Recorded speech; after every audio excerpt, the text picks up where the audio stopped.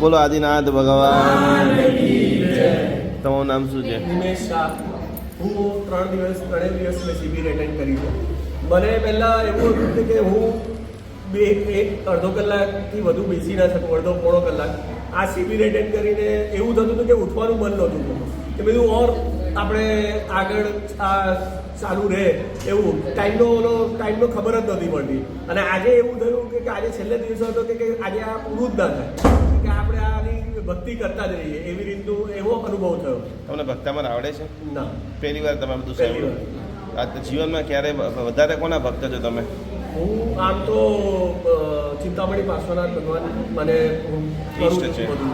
એના મંત્ર જપ આરાધના કરો છો કશું? આરાધના નથી કરતો પણ માનું છું, મને એનું થોડું ઘણું ખબર છે. એટલે પહેલાં હું કરતો હતો નવકારવાડી, પણ પછી આળસના લીધે બધું બંધ થઈ ગયું. કોઈ અનુભવ થયો હોય પાર્ષદ ભગવાનની આરાધનાથી?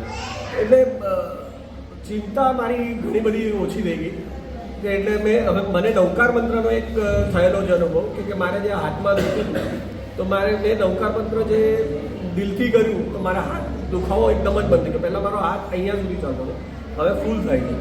કે મારે કેટલા વર્ષ પહેલાની આ વાત છે? આ 6 વર્ષ પહેલાની વાત છે. આ જીવંત અનુભવ છે. હા, જીવંત. બોલો નમસ્કાર મહામંત્ર કી જય.